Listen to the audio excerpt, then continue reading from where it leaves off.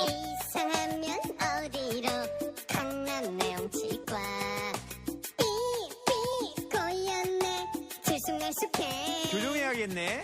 살았니 임플란트 좋아 좋아 친절하고 정직한 강남 내용치과 17년 한자리에서 당신의 치아를 지켜왔습니다. 가족 같은 마음으로 진료하겠습니다. 강남 내용치과는 별이 5개. 검색 엔진에서 강남 내용치과를 검색하세요. 검색 엔진은 뭐야? 그러니까 저 장우 씨 배하고 저희 배하고 두 배 합치면 쌍봉 낙타야.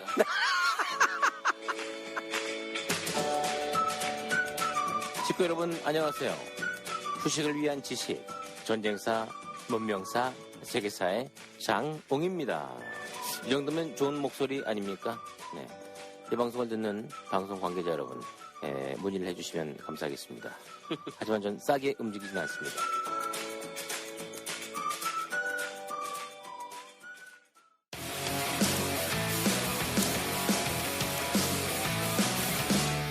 안흥구의 유스 하청공장.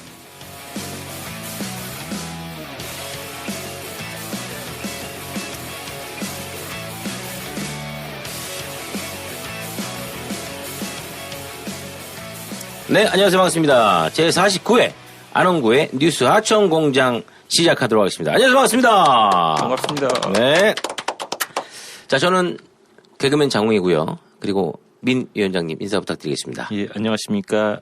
집행위원장 민경윤입니다. 네, 반갑습니다. 자, 그리고 주인공이시죠? 청장님 인사 부탁드리겠습니다. 예, 안흥구입니다. 네, 반갑습니다. 자, 날씨가 점점 더워지고 있습니다. 지난주에 저희가 그 현대중공업의 대우조선해양 인수에 관한 논란에 대해서 이야기를 하는 과정에서 과거에 대우조선해양이 분식회계를 했었던 사실이 있다고 제가 말씀을 드렸습니다. 자, 최근 검찰에서 수사 중인 삼성바이오로직스 사건도 근본적으로는 이 분식회계로 인해 발생된 사건이죠. 자, 그래서 금일은 특별히 시간을 내서 분식회계에 대해서 다시 한번 살펴보고 알려드리는 시간을 갖도록 하겠습니다.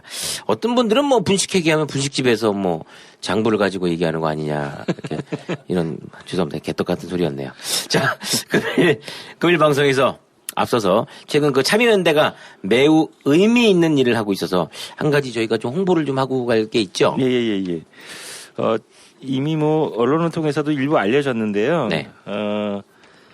사실 이게 그 최순실 국정농단 사건 때도 한번 이제 논란이 됐었는데요. 참여연대가 제일모직하고 삼성물산 합병 당시에 제일모직과 삼성물산의 적정 합병 비율을 재추정하는 보고서를 발표했습니다. 네, 그래서 당시에 이제 제일모직 삼성물산의 적정 합병 비율은 그때 그 과거에 정해졌던 1대 0.35가 아니라 네. 1대 0.7028에서 1.18 정도인 것으로 보인다 해가지고 합병 비율을 재산정해서 이렇게 발표를 했습니다. 그래서 참여연대의 주장은 뭐냐면 당시 삼성그룹이 합병 비율을 조작해서 이재용 부회장이 약 2조 원에서 3조 6천억 원에 이르는 부당이득을 챙긴 것으로 보고 있다. 이렇게 주장하고 있는 것이고요.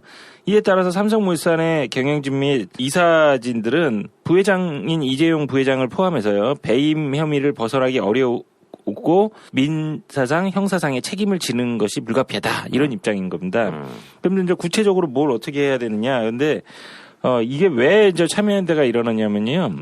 결국은 그 당시에 이걸 국민연금이 손 들어줬잖아요. 네. 그래서 국민연금이 손실을 봤다는 거죠. 그 당시에 3,300억 정도에서 6천억 가까운. 근데 이제 손실을 봤다는데 주목을 하고 있는 거고요. 참여연대는 그래서 이제 결국은 쉽게 얘기하면 물어내라는 거죠. 근데 물어내라면은 이게 이제 국민연금이 소송을 해야 되잖아요. 네. 당사자인 국민연금이 소송을 해야 되는데 그래서 국민들한테 이게 당연히 쓰여져야 될 돈이니까 국민들한테 돌려줘야 된다. 그래서 저희 손해배상 청구 소송을 제기하라.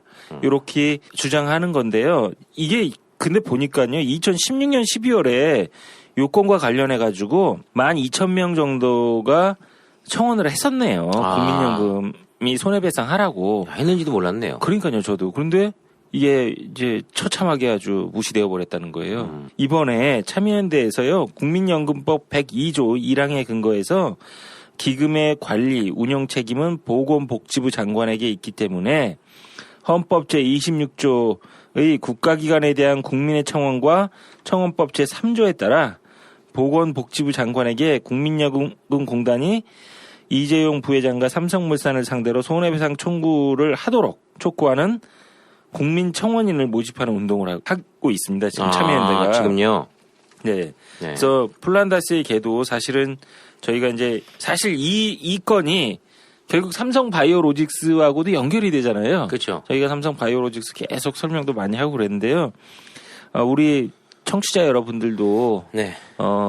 관심 있게 봐주시고 이렇게 이제 실천적인 이런 행동에 나서는데 참여해 주십사 해서 오늘 이렇게 좀 소개를 해드렸습니다. 저 근데 궁금한 게 청장님, 이게 고소 고발이 이루어진다고 해서 혐의가 드러난다고 해도 이게 합병 비율이 그럼 다시 리셋하고 다시 하자라고 되나요? 이게 안 되지 않나요?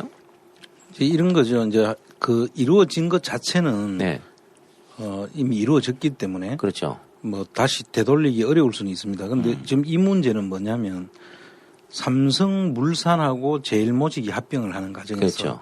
제일모직이 에버랜드하고 같은 회사잖아요. 네네. 그러니까 땅값을 올리고 또 제일모직에 있던 의학사업부 네. 그 내용도 없는 의학사업부를 또 엄청나게 높게 평가를 해가지고 실제 회사의 자산 규모보다도 더 뻥튀기를 그렇죠. 해놨다는 것이고, 그 다음에 삼성물산은 이제 지금 여기서 국민연금이 주주거든요. 네. 그래서 삼성물산은 가치가 이제 있는 회사인데 오히려 줄이는 거죠. 그렇죠. 그러니까 무슨 이야기냐면은 뭐 회사를 사업을 하는데 그 삼성물산이 건물도 짓고 하잖아요. 네. 그 저 아파트도 짓고 네, 분양도 하고 그렇죠. 하잖아요. 공사를 하게 되면 이익이 생기니까 그 이익을 줄이려고 오히려 뒤로 연기하고 공사를 늦게 배정하고 이런 식으로 함으로 해서 평가 당시에는 마치 이 회사가 가치가 없는 회사, 이익이 안 나는 회사 이런 식으로 만들어 갔던 거죠. 그렇게 삼성물산의 주주였던 국민연금이 이거 값어치가 떨어지니까. 우리 국민연금이 뭡니까? 우리 국민들의 돈이잖아요. 그렇죠. 우리 국민들의 돈이 들어가 주식으로 가지고 있는 그런 주식 가치를 떨어뜨렸으니까 이걸 주주 대표 소송을 해서 이거 우리가 손해 본 거를 찾는 소송을 해라 하는 그런 취지이기 때문에 이거는 우리 국민이라면 모두가 다 좀 참여를 해서 그렇죠. 우리 재산인 거예요, 사실은. 그러니까 비율을 지금에 와서 뭐 되돌리긴 힘들지만 그때 손해 났던 국민연금의 그 3천 몇백억에 대한 거는 받아내야 된다. 그렇죠. 네. 자, 여기 뭐 기간이 있는데 좀 설명 좀 해주시죠. 이게 그 6월, 그러니까 2019년 6월 18일부터요. 네. 오는 6월 26일까지 청원인 모집 기간이고요.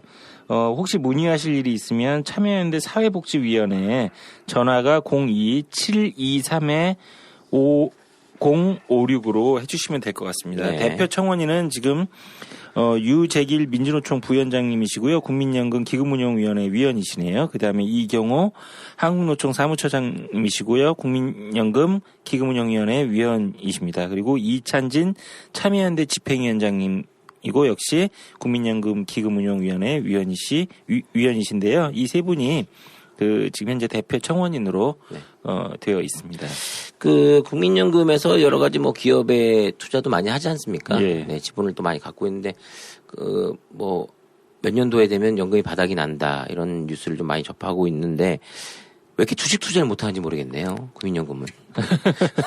참 이런 경우는 우리가 뭐 좀 답답한 노릇인데 네.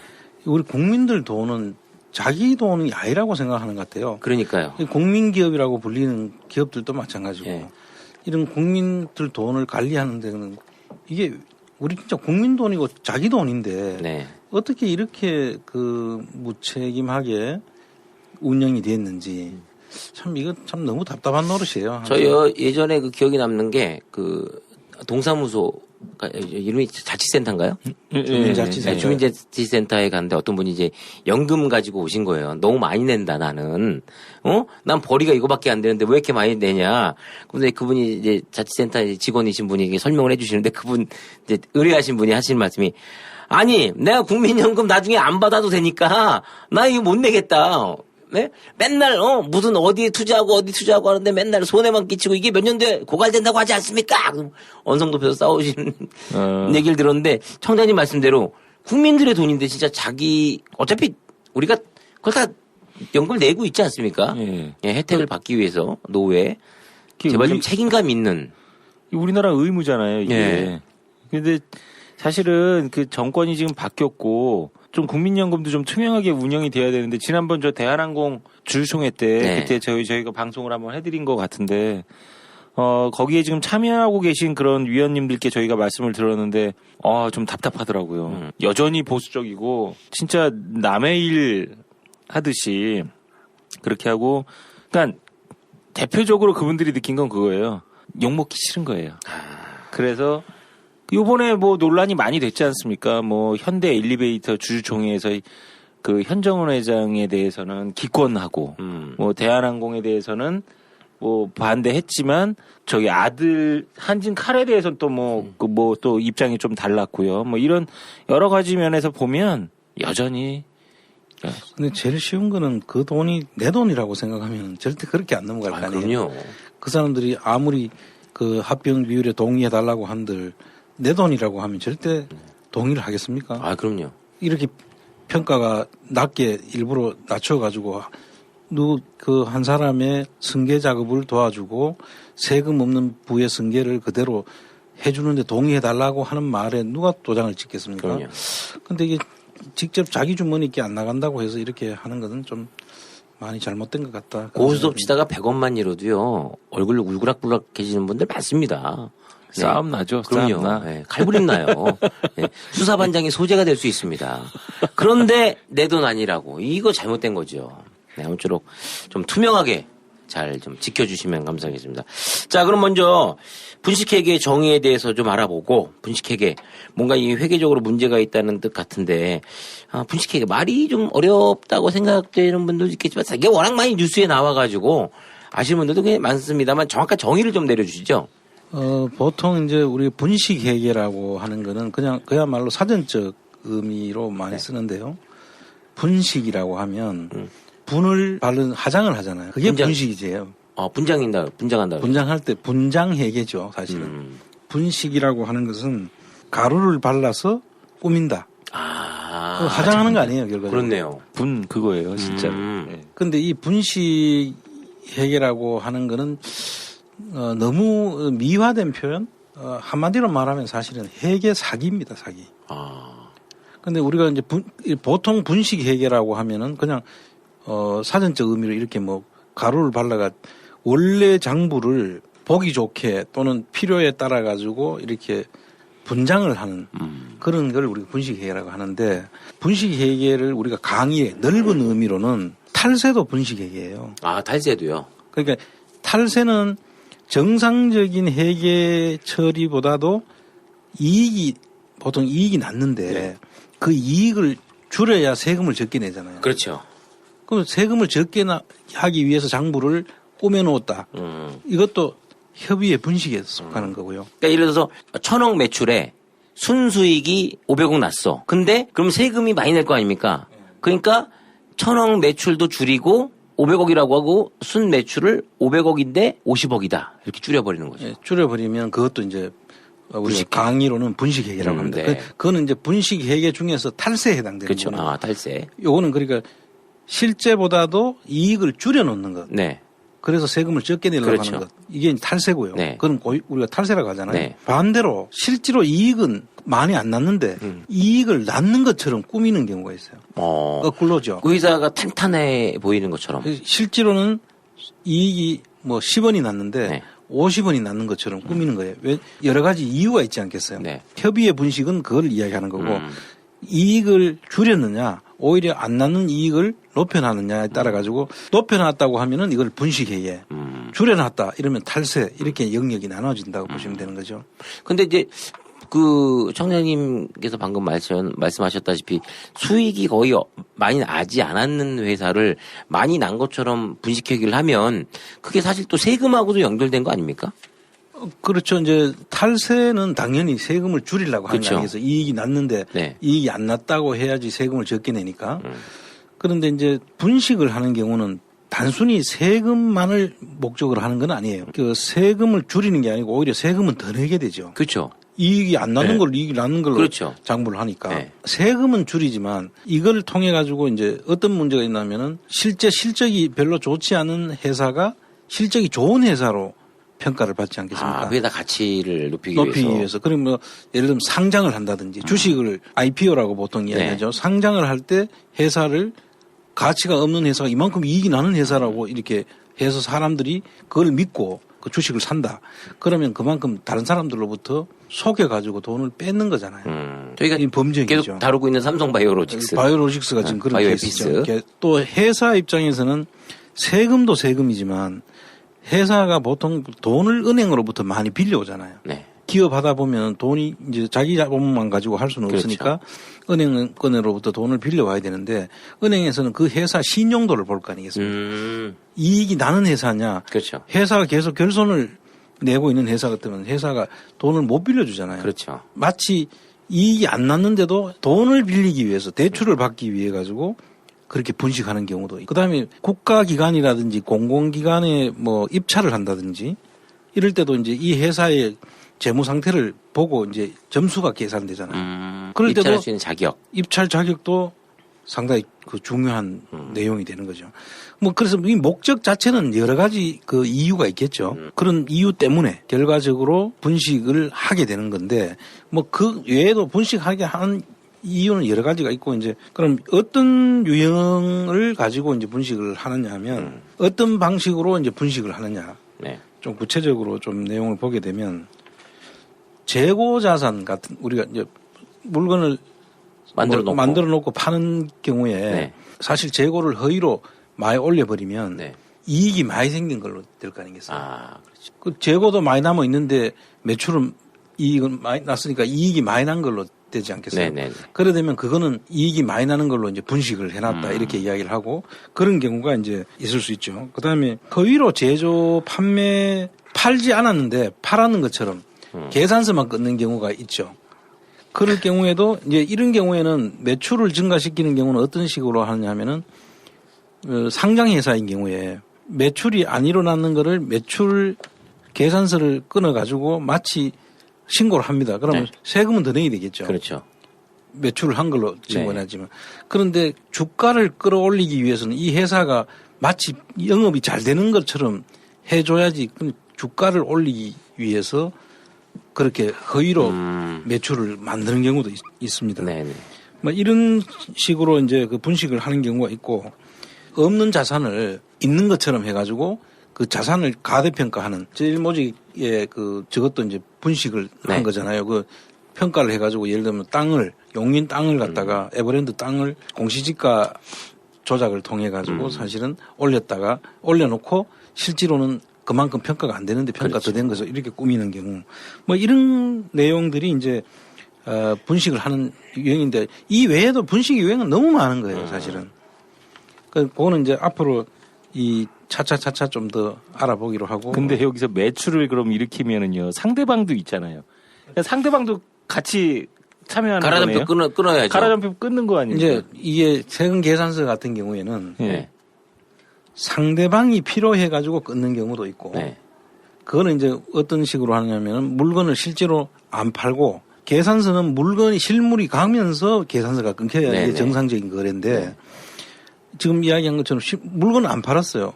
그런데 나는 이 계산서를 끊어줘 가지고 그 끊은 것 때문에 여기는 이익이 난 것처럼 이렇게 이제 그럼 세금은 좀 더 내겠죠. 그렇죠. 그 내야 되겠지만 이런 케이스는 분식의 이제 이쪽 측면이고 지금 말씀하신 것처럼 물건을 안 사오면서 계산서를 받아요. 그럼 그 사람은 탈세를 할 수가 있죠. 무슨 이야기냐면은 매입 세금 계산서를 받아갔어요. 받아가가지고 실제로는 물건이 안 사오면서 돈도 안 나갔는데 사왔으니까 비용 처리를 할 거 아닙니까? 그래서 이익을 줄이죠, 그쪽은. 상대방은 탈세를 하게 해주고 이쪽은 분식회계가 되고 이런 케이스가 있고요. 그럼 상대편도 분식이네요? 탈세도 분식이잖아요. 네. 그러니까 강의로 보면은 탈세도 분식이거든요. 근데 우리가 협의로 보면은 처음에 끄는 것만 분식이라고 볼 수 있는데 실제로는 두 개 다가 사실은 분식이에요. 정상적인 회계 처리가 아니라면 다 분식에 해당되는 겁니다. 여기는 잡으면 둘 다 잡히는 거네요. 그렇죠. 그 뉴스에서 얼마 전에 또 있었잖아요. 갑을 관계에 있어서 네. 이렇게 가라로 계산서 끊게 만들잖아요. 그렇죠. 여기. 네. 아, 을은 뭐 따를 수밖에 없으니까 내년에 계속해서 연장하셔야죠. 이게 왜 대표님 예. 가라로 좀 끊어주세요. 그래서 우리가 또 속된 말로 장부 맞춘다고 하지 않습니까? 예. 네. 이게 상당히 굉장히 많이 일어나는 것 같습니다. 그렇죠. 사실은 이게 우리나라의 그 거래 질서 네. 부분은 계산서를 이제 국세청 차원에서는 이 부합이라 그러죠. 끊고 사고 한 게 실물 거래가 있었는 게 맞느냐. 네. 그래서 심지어는 아예 이 계산서만 돈 받고 파는 사람도 있고 있다고 돈 하더라고요. 받고 사는 사람이 예, 있어요. 예. 그럼 그 계산서를 사고 파는 사람들을 자료를 사고 판다. 이래가지고 예. 이름을 자료상이라고.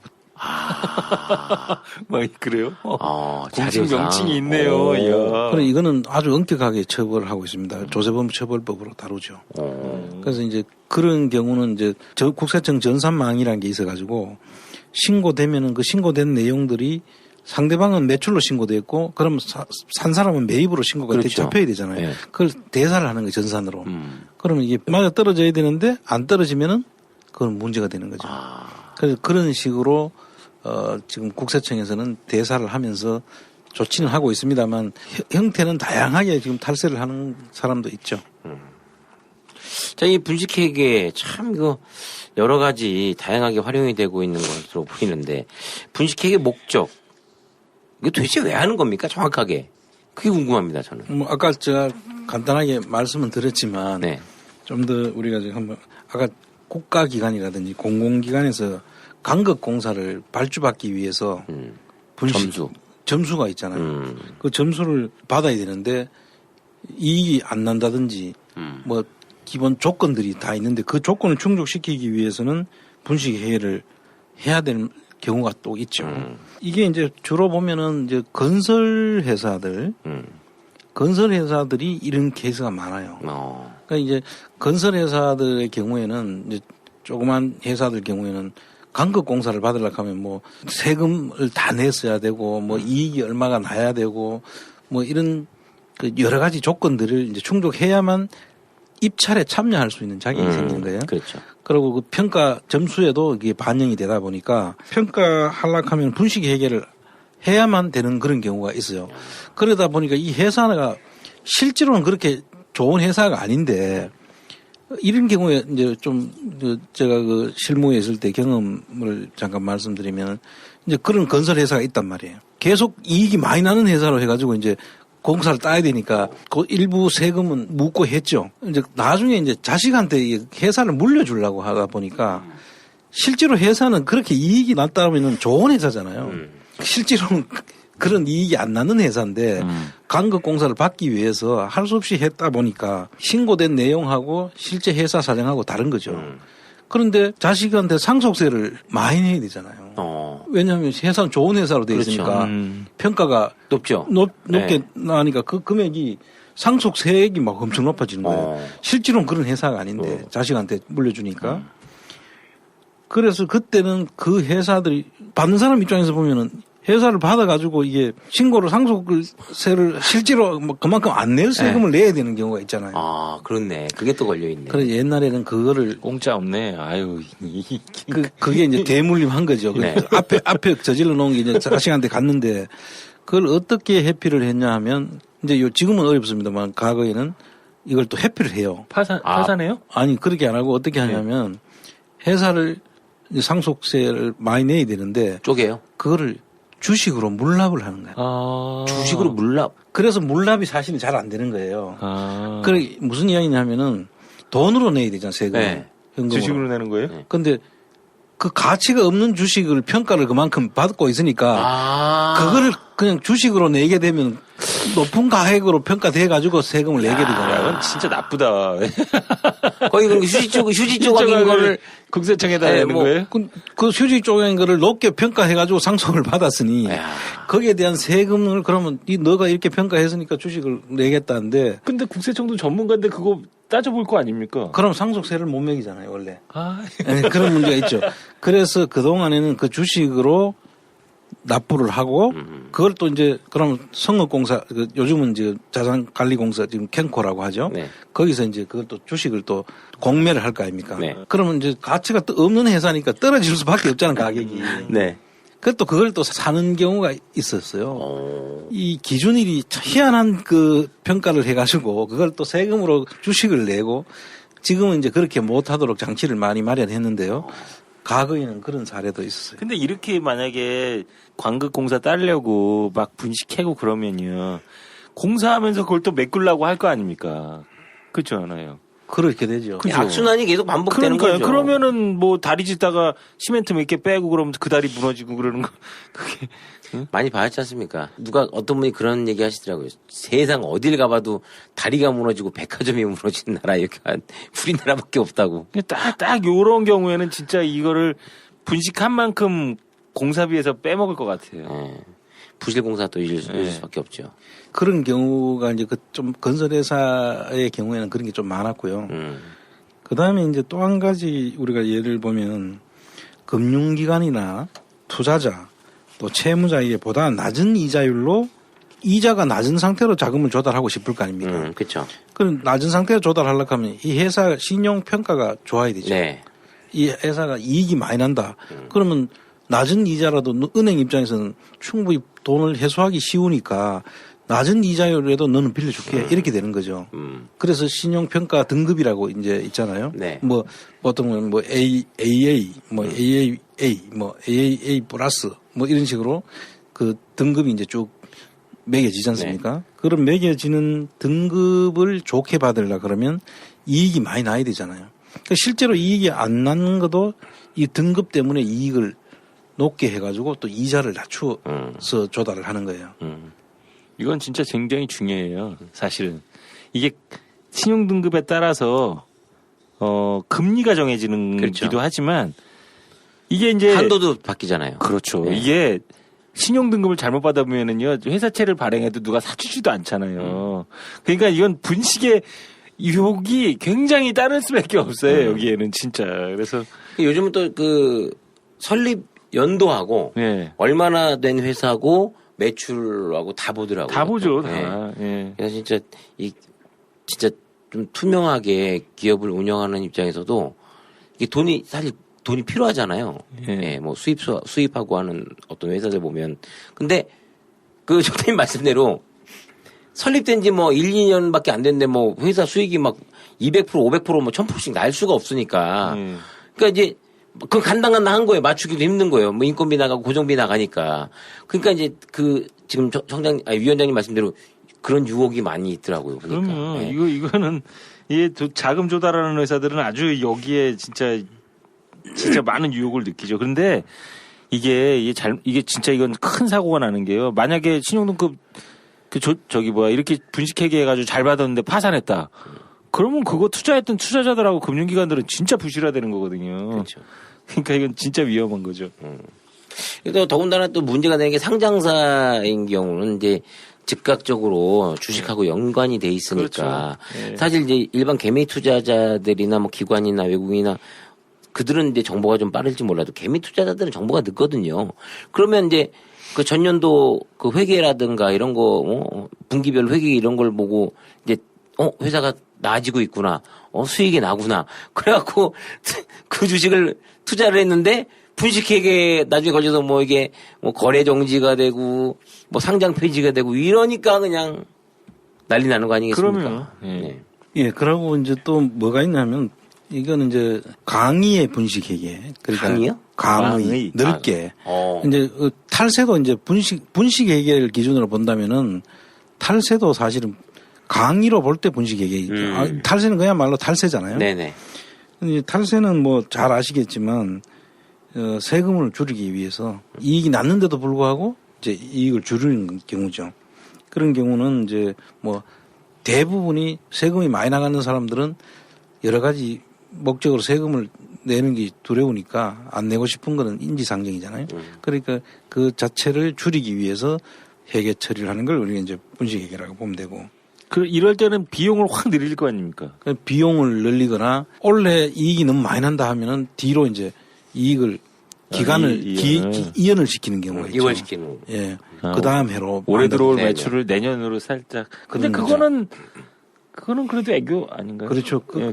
그 뭐 기간 이익 문제 때문에 다소 저건 한데 그 다음 해 가서 또 이익이 되니까. 네, 뭐 행복한 거죠, 그래도. 이익이 난다는 건. 예. 그런 경우라고 봐야 되죠.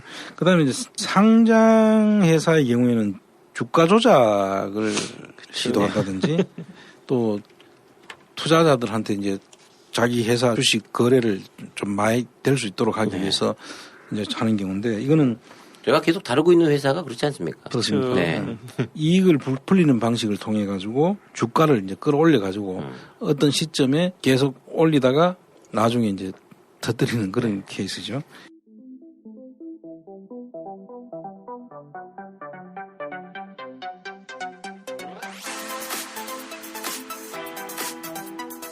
여기는 안원구의 유스 하청 공장입니다.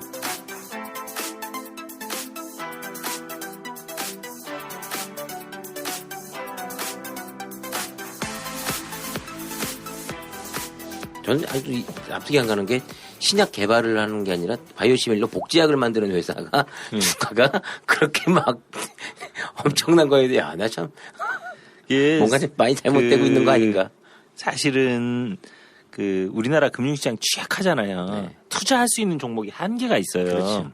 소위 말해서 수급, 그러니까 주식을 움직이는 가장 최고의 힘은 수급이거든요. 결국 쉽게 작전을 하는 거예요, 다. 그러니까 이것도 이제 역시 분식을 해가지고 이익을 인위적으로 끌어올리면 주가를 올리는데 명분이 되는 거잖아요.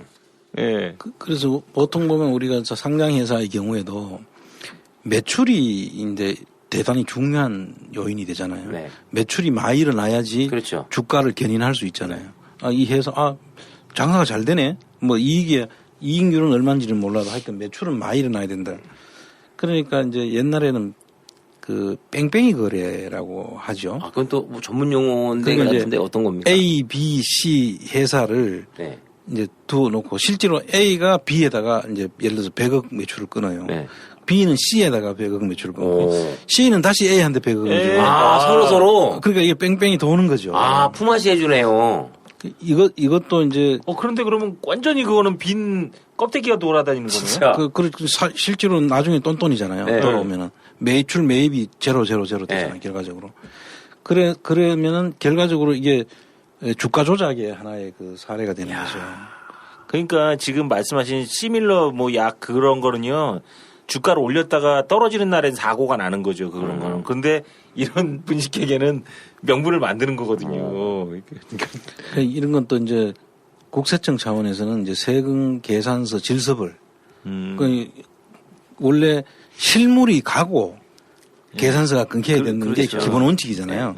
그런데 실물 없이 계산서만 서로 주고받으면서 마치 그런 거래가 이루어진 것처럼 하니까. 근데 그건 어떻게 잡아요? 이렇게 실물이 안 간 거하고 간 거를.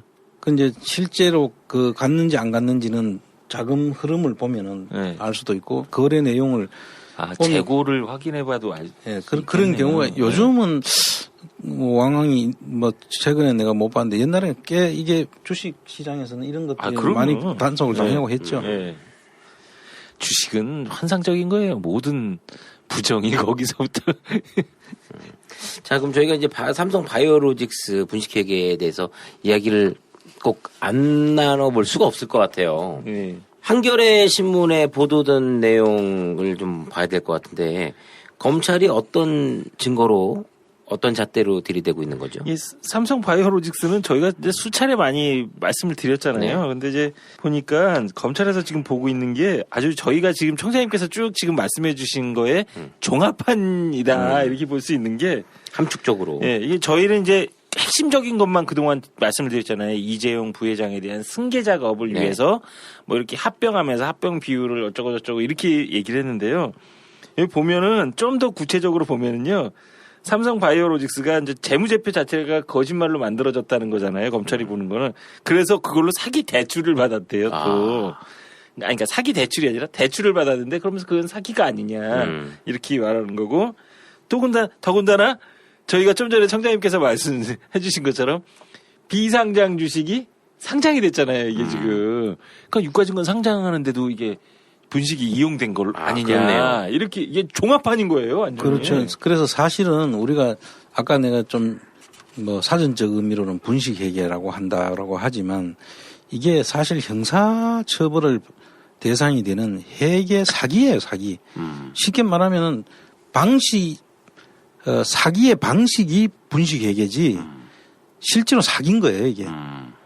그래서 지금 여기도 보면 삼성바이오 같은 경우는 재무제표 자체를 완전히 만들어가지고 없는 것을 있는 것처럼 만들어가지고 회사의 자산이 없는 자산을 있는 것처럼 만들어 놓고 그리고 은행에 제출하면 은행에서는 그걸 믿고 돈을 빌려줬다는 거 아닙니까? 그렇죠. 그걸 빌려주면 그 사기잖아요. 네. 대출 사기라고 보통 그렇죠. 얘기하죠. 대출 사기고.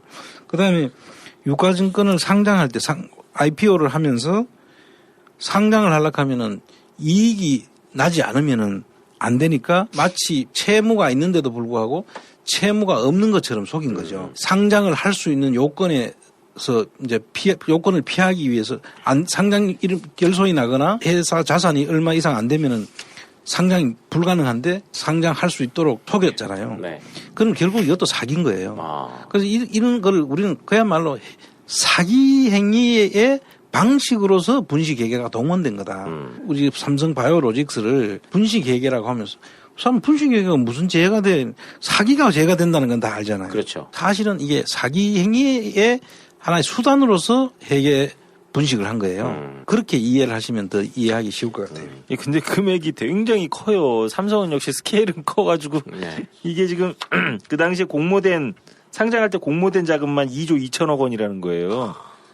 사실 이게 만약에 분식으로 인한 상장이라는 게 이제 최종적으로 결론이 나면 굉장히 사실은 나쁜 일을 한 거예요. 그렇죠. 이거는 아마 그 민사 문제부터 시작해서 여러 가지 문제가 발생할 겁니다. 형사 문제는 물론 지금 진행 중이지만. 그리고 더군다나 이게 분식회계 고의로 분식회계 한 규모도 지금 4조 5천억 대거든요. 이게 지금 하여튼 확정이 된다면 이거는 정말 앞으로 전무후무한 사건이 될 수가 있어 보여요. 근데 최근에 요즘에 이제 저희가 방송도 몇 번 해드렸지만 7월 어쨌든 새로운 검찰총장님 취임하시기 전에 뭐 이 사건도 종결하는 걸로 지금 그 언론 보도가 나오고 있는데 지금 한 8명 가까이가 구속됐잖아요. 증거인멸로. 지금 현재는 증거인멸 수사만 한 거죠, 사실. 회계 사기를 해놓고 그거를 증거를 없애면서 사기가 없었던 것처럼 하려고 했던 증거인멸에 대한 수사만 한 거죠, 지금까지. 그럼 지금은 이제 본격적으로는 회계 사기, 어떤 식으로 사기를 해가지고 어떤 사람들한테 피해를 얼마나 끼쳤고 경제적 이익을 얼마나 취했는지 그거를 이제 다시 본격적으로 이제 수사가 돼야 되겠죠. 자, 그럼 이어서 이제 그 삼성바이오로직스뿐만 아니라 뭐 대우조선해양 분식회계도 있었고 또 현대건설 분식회계도 있지 않았습니까? 예. 네. 또 효성그룹도 마찬가지고 하나하나 간단하게 좀 짚어주시죠. 분식회계 하니까 사람들이 그냥 이게 큰 죄가 되는지 사실 너무 많다 보니까 너무도 많지만 분식회계라는 이름에 가려져 가지고 이게 형사처벌을 받을 정도 뭐 특정경제가중처벌법 위반의 사기죄라는데 해당이 되느냐 안 되느냐 이런 그에 대한 인식이 없어요 우리 일반 사람들이. 그래서 이게 그러니까 어느 정도냐면 기업하는 사람들은 다 하는 거 아니야? 라고 이렇게 잘못 알고 계시죠. 그게 너무나 원래 그래 하는 거 아니야? 그러니까요. 그게 정상 아니야 이런 거죠. 그래서 사실은 너무 이제 여기에 대해서 우리가 크게 이 심각성을 잘 못하고 있는데 이게 엄청난 죄거든요. 사기죄에 해당되는 거예요. 외국에서는 큰일 나는 거죠. 그럼요. 큰일 나죠. 옛날에 그 엔론이라고 들어보셨잖아요. 엔론 사태. 이 회계 사기 돼 가지고 뭐 그때 난리가 났잖아요. 우리는 이런 거에 대해 가지고 사람들이 잘 모르기 때문에 관대했던 것 같아요. 네. 지금도 그런 유행이 있는데 그동안에 이제 뭐 좀 지나간 일들이지만은 좀 말씀을 좀 드리자면 이제 대우조선해양의 경우에 이제 분식회계가 있었는데 이게 이번에 이제 현대중공업으로 지금 이게 전번 시간에 우리가 다룰 때 대우조선해양이 팔려가는데 그 당시에 우리가 분식회계가 있었다 이런 문제를 이야기했잖아요. 2015년경에 이제 이때 규모가 2조죠. 그 예, 당시에. 2조 정도 됩니다. 2조가 좀 넘었습니다. 예. 근데 이 내용이 보니까 이제 미청구 공사 대금. 그러니까 이제 배를 짓는데 공기가 있잖아요. 네. 언제까지 지어야 된다. 네. 그럼 그 공기를 늦어질 수가 있잖아요. 지연 그렇죠. 할 수가 있잖아요. 그러면 거기에 이제 돈도 더 들어가죠. 인건비도 그 들고. 인건비도 더 들어가고 이래 됐는데 그러면 거기 원가가 이제 더 들어갔는데 원가가 더 들어가는 것이 없는 것처럼 그러면 이익이 이제 난게 되잖아요. 아, 실제로 그렇네요. 이제 그런 식으로 분식을 해가지고 문제가 됐던 사건이에요 이게. 그래서 이게 이제 결국은 서별관의 원인이 됐던. 그렇죠. 예. 그래가지고 이제 분식이 드러나면서 돈이 이제 회사에 돈을 지원을 해야 된다. 그래가지고 대우조선해양을 살리기 위해서 서별관 회의가 만들어졌고 네. 뭐 한 3조 가까이 투입하겠다고 그러고 막 그때. 그때 그랬죠. 그 사건이 이제 대우조선해양. 요건 사실 뭐 지난 시간 얼마 안 됐기 때문에 예. 생생히 기억이 납니다. 그러니까 유형이 되게 많은 거예요 지금 보면. 그다음에 또 이제 현대건설 경우에도 있는 거였는데 현대건설 이건 좀 오래됐는데 이건 제가 말씀드릴게요, 예. 선생님. 이게 현대건설은 사실은 우리나라의 건설의 어쨌든 역사죠. 근데 이게 IMF 직후에 이게 사실 부도가 났죠. 이제 제가 그 현장에 제가 뭐 현대건설 다닌 건 아닌데 현대건설 그 당시에 부실 채권을 제가 있는 현대증권에서 인수를 했었어요. 급하게. 근데 그 당시에 1조 원대 분식 회계를 했답니다. 1997년도에. 그다음에 그 해에 그 97년도에 715억 원을 대출받고 그다음에 108억 원 정도의 회사채도 발행했답니다. 네, 그때 당시에 이제 뭐 사장님 그 당시에 사장님 성함은 제가 안 댈게요. 근데 98년도에 요것과 관련해 가지고 사장님하고 부사장님 두 분이 2,228억 원대의 불법 대출을 받았다고. 그러니까 분식 회계를 해 가지고 2,228억 원의 불법 대출 받고 회사채 9,375억 발행했다고 법원에서 이들한테 모두 다 유죄를 선고해 버렸어요. 그래서 이거를 가지고 사실 예금보험공사가 그때 예금보험공사에 파견된 사람이 우병우 전 민정수석인데 이 양반이 현정은 회장을 상대로 소송을 제기하라고 그래서 소송도 들어오고 막 그랬었어요. 근데 그 당시에 이제 고 정마훈 회장이 그룹 회장이었을 시절인데 이것도 이제 그 유형이죠. 아까 청사님이 설명하신 대로 분식회계를 통해서 대출을 받거나 회사채를 발행하는 그런 케이스죠, 이런 게 딱. 그 선대 회장님이 예. 그런 말씀하셨지 않습니까? 안 하는 게 안 해서 못 하는 게 아니라 못 하니까 안 하는 겁니다. 그냥 예. 그분께서 아셨으면 이거 참 많이 놀랄 만한 그러니까요. 일이네요. 이게 사실은 굉장히 역정내실 만한. 그분도 그래 했는 분일 거예요 아마 그 당시에. 못담시 와인. 예. 예. 자 그리고 또 우리가 참 많이 다뤘었던 효성그룹. 그러니까 아니 보면은요. 예. 총장님 다 분식을 하나 봐요. 그러니까 아니 제가 아까 말씀드렸잖아요. 아니 뭐, 대한민국 회사치고 분식회계 안 하는 회사가 제가 어디 있어요? 오늘 막 이걸 찾는데 너무 많은 거예요. 그리고 케이스가 너무 많으니까 그리고 제가 경험 안 해본 게 너무 많으니까 어떻게 정리를 못 하겠는데 너무 많은 거 아니에요? 이 제가 정도면? 한편으로 지금 이제 원고를 쭉 저도 보면서 무슨 웬만한 회사 다 있는 거예요. 제가 아까 여기 대우조선해양은 청장님께서 간단하게 설명하셨는데요. 네. 제가 이거 오늘 찾는데 1시간도 더 걸린 게요. 그러니까 배를 건조하는 거잖아요. 네. 그 용어가 좀 저한테는 생소한 거예요. 저는 회계를 공부했는데도 생소해요. 그리고 보니까 반잠수함을 건조했더라고요. 그러니까 잔뜩 읽어보는데 읽다가 막 지치는 거예요, 제가. 그러니까 각 이 영역별로 다 그 분식 회계가 있는데 너무 많은 거예요, 진짜. 그러니까 이게 그만큼 또 분식회계에 대한 법이 너무 관대해서 근데 이제 분식회계는 유형은 여러 가지고 다양한데 네. 목적은 사실 의해 보면 단순할 때가 많아요. 지금 대우조선해양 케이스는 내가 알기로는 그때 당시에 이제 근무하던 사장이 연임을 하고 싶은 거죠. 근데 되게 회사 이익이 떨어졌다. 연임 안 되니까. 연임 안 되잖아요.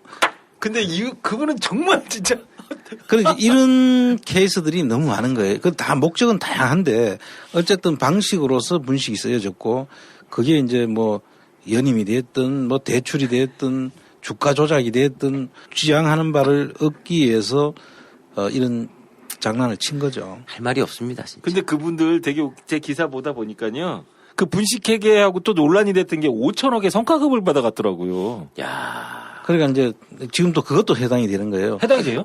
아니 예를 들면 사실 성과급을 받아가면 안 되는데 네. 분식을 해야 성과급을 받아갈 수 있잖아요. 그렇네요.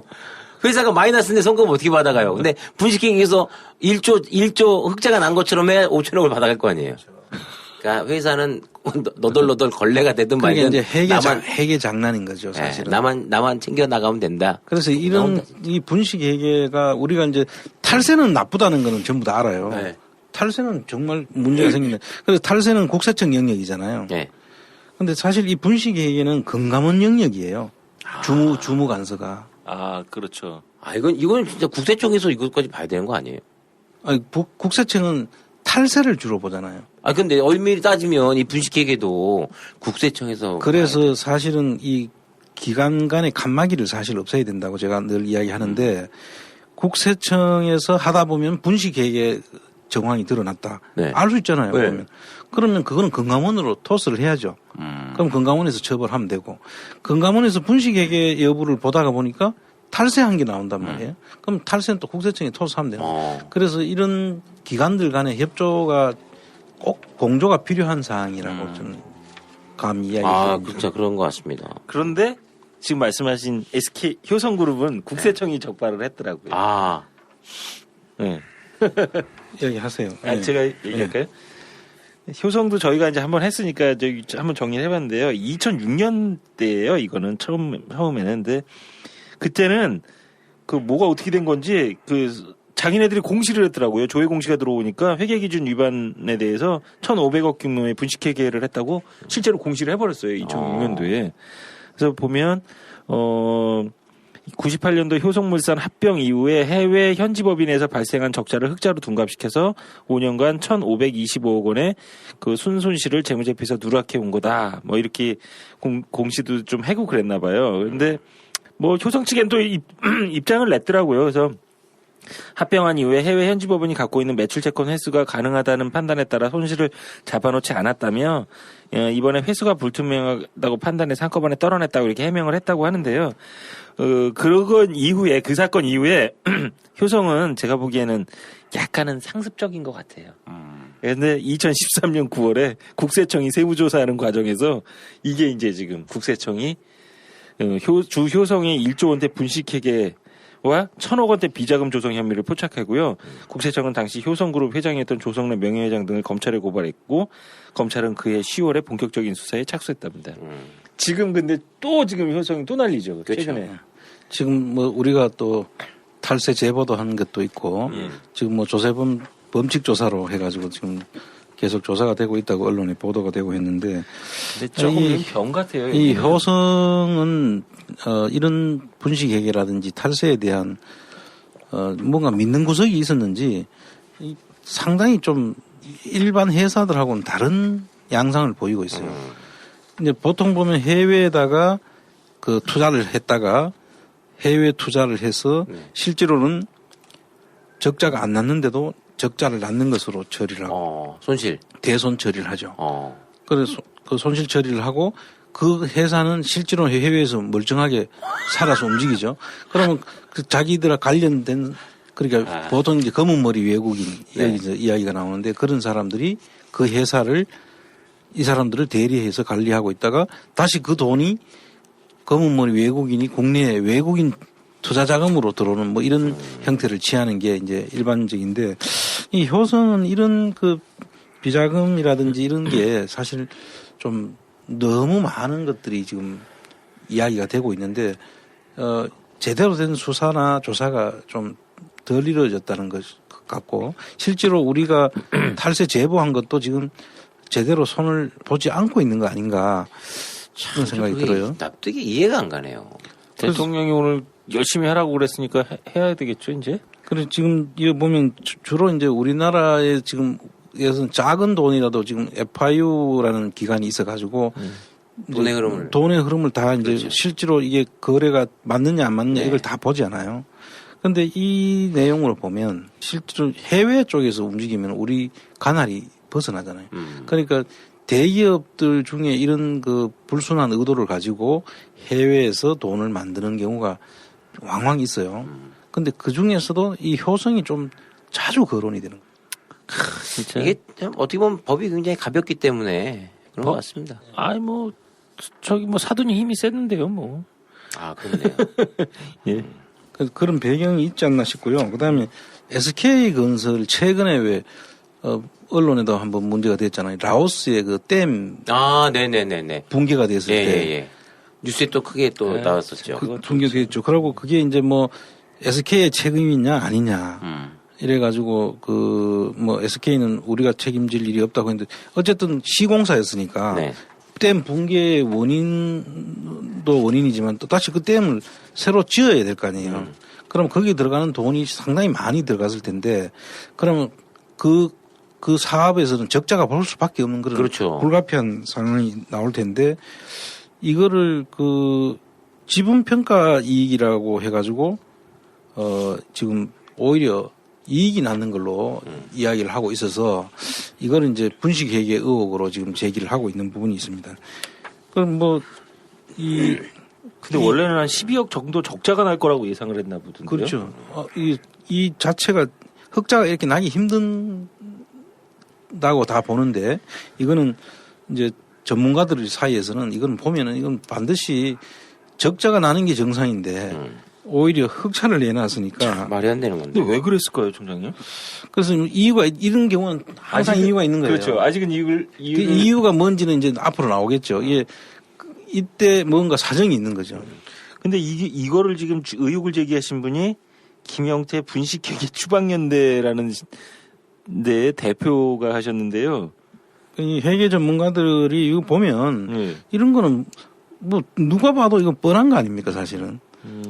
그 댐이 무너져가지고 난리가 났는데 그 뒤에 어떤 보상 뭐 보험이라든지 이런 걸로 뒤에 보상을 받을 수 있는 임명선고까지 또 많이 났잖아요. 그러니까요. 예. 이게 어떤 형태로든지 손실을 볼 수밖에 없는 사업이고 새로 하는 공사를 한 번 하면 될 일을 두 번 해야 되는 일일 수도 있잖아요.